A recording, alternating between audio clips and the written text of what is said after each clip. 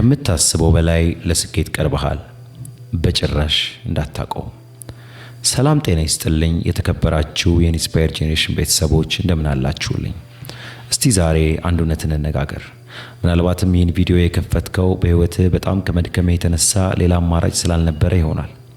ምናልባትም ትናንት ማታ ራስህን በቃኝ፣ ይህ ነገር ከኔ አቅም በላይ ነው ብለህ ጠይቀህም ሊሆን ይችላል። ምናልባትም የምትገፋው ህይወትህ ልክ እንደ ግድግዳ የሚንቀሳቀስ ስላልመሰለ ጉልበትህ አልቆ ይሆናል። ዛሬ የመጣሁት ላጽናና አይደለም። ዛሬ የመጣሁት እውነቱን ልነግርህ ነው። ያ እውነት ምን እንደሆነ ታውቃለህ? የምታየው ጨለማ የጥቁር ጉድጓድ መጨረሻ ሳይሆን የዋሻው መውጫ ምልክት ነው።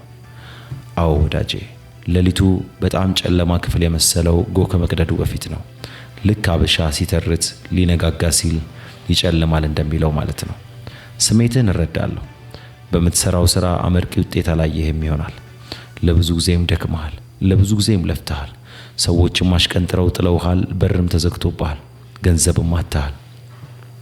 አሁን ከአእምሮክ አንድ ነገር ብቻ ይልሃል፣ ተው፣ አረፍ በል፣ ለምን ትሰቃያለህ ይልሃል። ነገር ግን ስማኝ፣ ህይወት ልክ እንደ ጂፒኤስ ናት። መድረሻህ በጉም ስለተሸፈነ ብቻ አትደርስም ወይም ሩቅ ነህ ማለት አይደለም። ጉሙ እይታህን እንጂ ርቀትህን አይቀይረውም። ብዙ ሰዎች የሚሳሳቱት እዚህ ጋር ነው። የሚሰማቸውም ስሜት ከእውነታው ጋር ያምታቱታል። ስለደከመ ብቻ መንገዱ ረዥም ነው ማለት አይደለም። ስለሰለቸ ብቻ ተሳስተሃል ማለት አይደለም። ዛሬ የምነግርህ ነገር ቢኖር በታሪክ ውስጥ ታላላቅ የሚባሉ ሰዎች ሁሉ ተስፋ ለመቁረጥ ወስነው ብዕራቸውን ሊያስቀምጡ ሲሉ፣ ማይካቸውን ሊወረውሩ ሲሉ ልክ በዛች ቅጽበት አንድ እርምጃ ብቻ ቢራመዱ የሚያገኙትን ድል አስበው እንደቀጠሉ ነው። አንተም ዛሬ ያለህበት ቦታ ልክ እንደዛ ነው። አስብ፣ መንታ መንገድ ላይ ነህ። ወደ ኋላ መመለስ ወይም አንድ እርምጃ መጨመር። ይህ ታሪክ በደንብ እንድታዳምጠኝ እፈልጋለሁ፣ ምክንያቱም ያንተ ታሪክ ሊሆን ስለሚችል። ከዓመታት በፊት አንድ ዳርቢ የተባለ ሰው ወርቅ ለመፈለግ ወደ ምዕራብ ዞን ይሄዳል። ወርቅ እንዳለም የሚያሳይ ምልክቶችንም ያገኛል። በመሆኑም መሬቱን ቆፍሮ ወርቁን ለማውጣት ዘመዶችን አስተባብሮ ማሽን ይገዛል። ቁፋሮንም ይጀምራል። የመጀመሪያው የወርቅ ፍንጭ ሲገኝ ደስታው ወደር አልነበረውም። በቃ ሀብታም ሆንን ማለት ነው እያሉ አሰቡ። ነገር ግን ድንገት ያገኙ የመሰላቸው ወርቅ ፍንጩ ጠፋ። ደነገጡ። ተስፋ ግን አልቆረጡም። ወደ ታች ቆፈሩ፣ ወደ ጎን ቆፈሩ፣ ግን ምንም የለም። ሳምንታት አለፉ፣ ወራቶች አለፉ። ማሽኑም ዝም አለ። ቀን ከቀንም ብድሩ ተከመረባቸው። በመጨረሻም ወርቅ እዚህ የለም፣ ተሳስተናል ብለው ወሰኑ። ያንን በሚሊዮን የሚቆጠር የገዙትን ማሽን ለአሮጌ ዕቃ ገዢ በወረደ ብር ሸጡትና ወደ ቤታቸው በኪሳራ ተመለሱ። ያ ማሽኑን የገዛው ሰው ብልህ ነበረ። እሱ መሐንዲስ ጠራና ቦታውን አስጠናው። መሐንዲሱ መሬቱን መርምሮ አንድ አስደንጋጭ ነገር ተናገረ። እነርሱ ያቆሙት እኮ ከወርቁ ዋና ማዕድን መገኛ በ3 ጫማ ርቀት ልዩነት ነው አለ። ልብ በሉ፣ 3 ጫማ ብቻ። ሰውየው ማሽኑን አስነሳ። 3 ጫማ እንደቆፈረም ዓለም ያላየውን የወርቅ ክምችት አገኘ። አያችሁ ወዳጆቼ፣ ዳርቢና ቤተሰቡ የወደቁት ወርቁ ስለሌለ አይደለም። የወደቁት ምን ያህል ወደ እነሱ ወርቁ እንደቀረበ ስለማያውቁ ነው። አንተስ ዛሬ ስንት ጫማ ቀርቶ ይሆን ተስፋ የቆረጥከው? ስንት ሜትር ቀርቶ ይሆን ይህን ማመልከቻ ማስገባት ያቆምከው? ምናልባት ያንተ 3 ጫማ አንድ ተጨማሪ የስልክ ጥሪ ሊሆን ይችላል። አንድ ተጨማሪ የቪዲዮም ስራ ሊሆን ይችላል። አንድ ተጨማሪ ይቅርታም ሊሆን ይችላል። የሰይጣንን ትልቁ ስራ ምን እንደሆነ ታውቃላችሁ? ወርቁን መደበቅ ሳይሆን እንደ ራቅ አድርጎ እናንተን ማሳመን ነው። እርግጠኛ ሆኜ ልንገራችሁ፣ አሁን የሚሰማችሁ ከፍተኛ ድካምና መሰላቸት በከንቱ የመጣ አይደለም። ስኬት ሽታዋን የምትለቀው ለጠንካሮች ብቻ ነው። ያ ሽታ ደግሞ የሚመጣው ፈተናን ተከትሎ ነው። ስለዚህ ወዳጄ፣ ማሽኑን እንዳትሸጠው፣ ቆፍር። እስቲ ስለ እድገት ያለንን እይታ እንቀይረው። እድገት ማለት ሁሌም በአይን የሚታይ ነገር ነው ብለህ ታስባለህ አይደል? ተሳስተሃል። የቻይና ቀርከሃ ወይም ቻይኒስ ባምቡ ትሪ የሚባል አንድ ተክል አለ። ይህ ተክል ዘርተህ ውሃ ማጠጣት ስትጀምር በመጀመሪያው ዓመት ምንም አይነት ውጤት መሬት ላይ አታይም። አፈር ብቻ ነው የምታየው። በሁለተኛውም ዓመት ውሃ ታጠጣለህ፣ አሁንም ምንም አታይም። በሶስተኛውም ዓመት ምንም አይነት ነገር አታይም። በአራተኛውም አይነት ምንም አይነት ነገር ላታይ ትችላለህ። ያንን ልፋትን ያየ ሰው እንደ እብድ ሊቆጥርህ ይችላል። እንዴ ውሃ የምታፈሰው ባዶ መሬት ላይ ነው ብሎ የሚቀልድብህ ይችላል። አንተ ግን ማጠጣትን ትቀጥላለህ። በ5ኛው ዓመት አንድ ተአምር ይፈጠራል። በ6ኛው ሳምንት ብቻ ቀርቀሃው 90 ጫማ ወደ ሰማይ ይተኮሳል። አስቡት፣ በ6 ሳምንት 90 ጫማ። አሁን ጥያቄው ይህ ነው፣ ይህን ዛፍ ያሳደገው በ6 ሳምንት ወይስ በ5 ዓመት ውስጥ ነው? መልሱ ቀላል ነው፣ በ5 ዓመት ውስጥ ነው። ምክንያቱም በነዛ 5 ዓመታት ውስጥ ምንም ነገር ከመሬት ላይ ባታይም ከመሬት በታች ግን ስሩ እጅግ ጥልቅና ወደ ስፋት እየሰደደ ስለነበረ ነው። ያንን 90 ጫማ ክብደት ለመሸከም የሚያስችል ጠንካራ መሰረት እየገነባ ነበረ ማለት ነው። ያኔ ቢያድግ ኖሮ ይወድቅ ነበረ። አንተም አሁን በህይወትህ ምንም ለውጥ እያየህ ላይሆን ይችላል። የምትሰራው ስራ ላይ ውጤት አላመጣም ይሆናል። የምታነበው መጽሐፍ ዕውቀት አልሰጠህም ይሆናል። ጸሎትህ መልስ አላገኘም ይሆናል። ይህ ማለት ግን እያደግክ ማለት አይደለም ማለት አይደለም።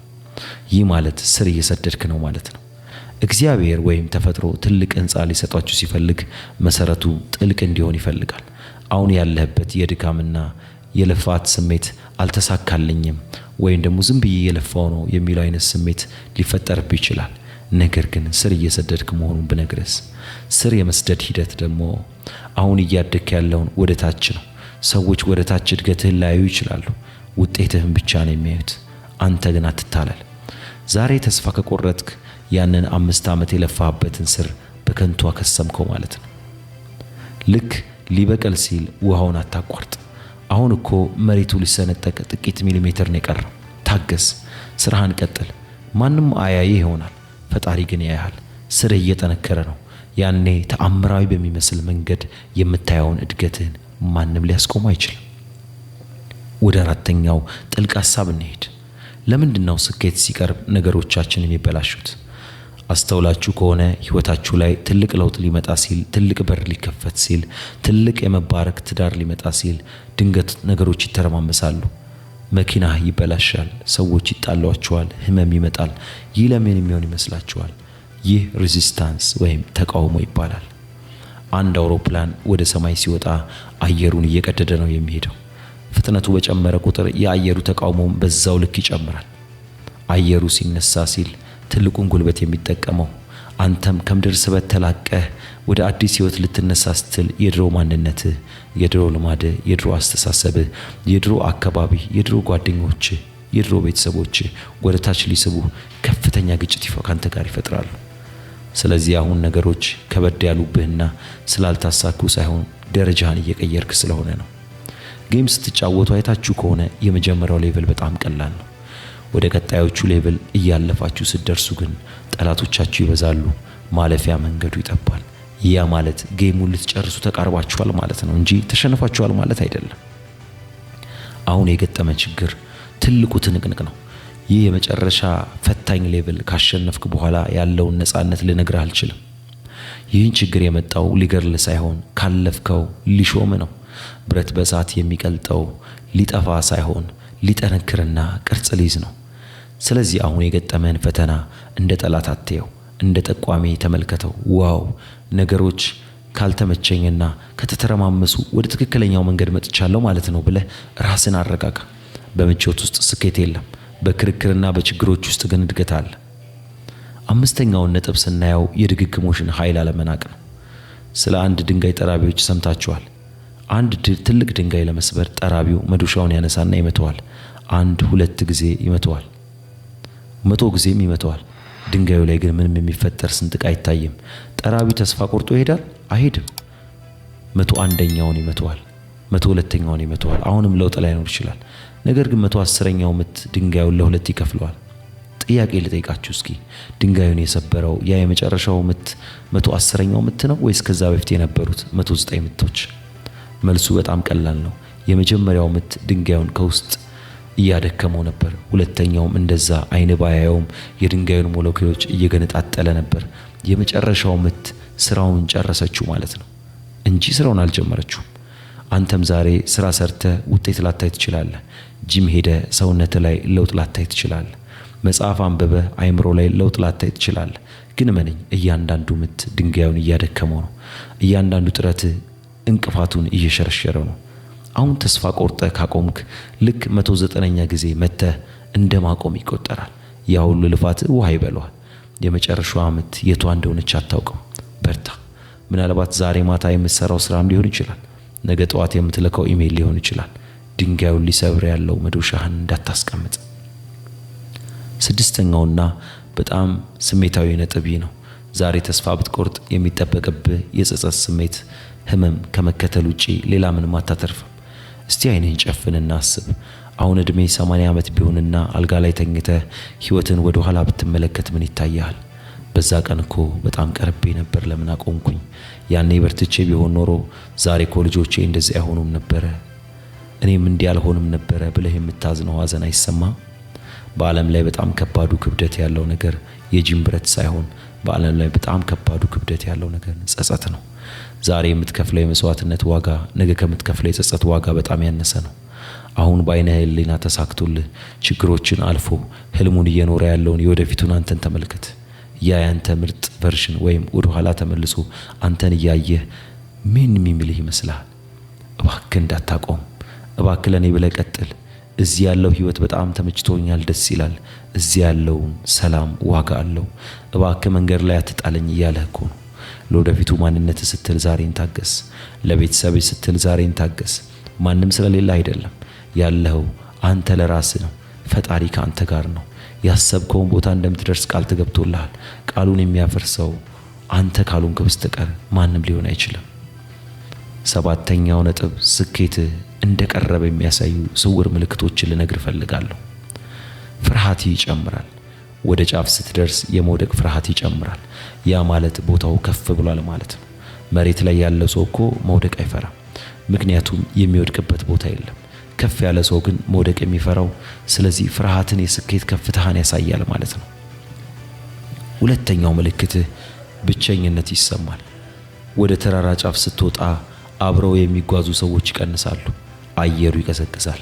ይህ ብቸኝነትን የሚያሳየው ከተራው መንጋ ተለይተ ወደ መሪነት ቦታ እየሄድክ እንደሆነ ነው። ሶስተኛው ምልክት የመጨረሻው ፈተና ይመጣል። ልክ ሁሉ ነገር አልቋል ስትል ያልጠበቀው ተጨማሪ ችግር ይፈጠራል። ዘ ፋይናል ቴስት ይባላል። እውነት ይገባዋል ወይስ አይገባውም ተብለ እየተፈተንክ ነው። ይህ ፈተና በፈገግታ ልትቀበለው ይገባል። ይህማ የድል ዋዜማ ምልክት ነው በል። እነዚህ ምልክቶችን ስታይ ደስ ይበለ፣ ምክንያቱም የጨለማው ዘመን እያበቃ ነው። የብርሃኑ ዘመን እየመጣ ነው። አሁን ማልቀስ የለብህም። አሁን ጥርስህን ነክሰህ እችለዋለሁ የምትልበት ሰዓት ነው። እሺ አሁን ምን ላድርግ በለኝ። ስሜት ተጎድቷል፣ ጉልበቴ አልቋል። እንዴት ልቀጥል አልከኝ ወዳጄ? መፍትሄ እነሆ። አንደኛ ትልቁን ምስል አትይ። ለጊዜው የመጨረሻውን ግብ እርሳውና የዛሬዋን ቀን አስብ። ዛሬን በድል መዋጣት ላይ ብቻ ትኩረት ማድረግ፣ አንድ እርምጃ ብቻ መራመድ። የ1000 ኪሎ ሜትር ጉዞ የሚጀምረውና የሚቀጥለው በአንድ እርምጃ መሆኑን አስብ። ስለ ነገ አትጨነቅ። ዛሬ ማድረግ የምትችለውን ትንሿን ነገር አድርጋት። ሁለተኛ ራስን ተንከባከብ፣ ረፍት ውሰድ፣ አታቁም። ድካም ከተሰማህ ተኛ፣ ሻወር ውሰድ፣ ጥሩ ምግብ ብላ፣ ሙዚቃ ስማ፣ መንፈስህን አድሰው። ማቆምና ማረፍ ይለያያሉ። አረፍ በለ፣ ጉልበትን ሰብስበ እንደገና ተነሳ እንጂ ጨዋታውን እንደገና አትተው። ሶስተኛ ላንተ ምነግርህ ለምን የሚለውን ነገር አስታውስ። ለምን ጀመርከው? ቤተሰብህን ለመቀየር፣ ራስህን ለማረጋገጥ፣ ነፃነትን ለማግኘት። ያን የመጀመሪያ ስዌት አስታውሰው። አራተኛ የድል ማስታወሻህን ተመልከት። ከዚህ በፊት ያለፍክባቸው አስቸጋሪ ጊዜያትን አስታውስ። ያኔም አልችልም ብለህ ነበር አይደል? አሁን ግን አልፈዋል። ያኔም ይህ መጨረሻ ነው ብለህ ነበር። ዛሬ ግን አለ። ይህን ያሳለፈ አምላክ ያንንም ያሳልፈዋል። የአንተ ችግር አሸናፊነት እንጂ የችግር ሰለባ አይደለህም። ስለዚህ የአንተ የችግር አሸናፊነት ሊገለጥ ይገባዋል። ችግሮች በአንተ ላይ ሰለባ ሆነው ከምትሄድበትና ልደርስበት ካለው ጉዞ ሊያስቀሩ አይገባም። የተከበራችሁ የኢንስፓየር ጄኔሬሽን ቤተሰቦች ወደ ማጠቃለያው ልመጣ ነው። የምፈልገውና ልነግራችሁ የምፈልገው አንድ ነገር ቢኖር እባካችሁ እንዳታቆሙ። ዓለም የእናንተን ብርሃን ትፈልጋለች። ያሰብከው ቢዝነስ ስኬታማ ሆኖ ብዙዎችን ሲቀይር ይታየኛል። የያዝከው ህልም ፈክቶ አብቦ ለሌሎች ጥላ ሲሆን ይታየኛል። አንተ ተራሱ አይደለህም። አንተ ተዋጊ ነህ። ተዋጊ ደግሞ ጠባሳ ይኖረዋል። አሁን ያለህበት ህመም የነገው ታሪክ ማጣፈጫ ነው። ነገ ማይክ ይዘህ መድረክ ላይ ስትቆም እንዲህ ሆኜ ነበር፣ እንደዚህ ሆኜ የደረስኩት ብለህ ለመናገር እኮ ድፍረቱን ታገኛለህ። ስለዚህ አሁን ዓይንህን ጥረግ፣ ትከሻህን ቀና አድርግ፣ ወደፊት ተመልከት። ከምታስበው በላይ ለስኬት ቀርበሃል። ለራስህ ያለህ አመለካከት ይቀየር። እጅህን ከዘረጋ የምትነካው ርቀት ላይ ጥቂት ነው የደረስከው። ይህ ቪዲዮ ውስጣችሁ ላይ ያለውን ተስፋ እንደገና እንዳደሰው አምናለሁ። ስሜታችሁን በኮሜንት ሴክሽን ላይ አጋሩኝ። ለወደቀ ሰው ምርኩዝ፣ ለደከመ ሰው ጉልበት እንዲሆን ይህን ቪዲዮ ለሚያስፈልገው ሁሉ ሰው ላኩለት። ምናልባት የህይወት አድን ገመድ ሊሆን ይችላል። ኢንስፓየር ጄኔሬሽኖች ነን። አብረን እንሻገራለን። አብረን የድል ጫፍ ላይ እንቆማለን። ጠንክሩ፣ በርቱ፣ አይዟችሁ። ሰላም ቆዩልኝ።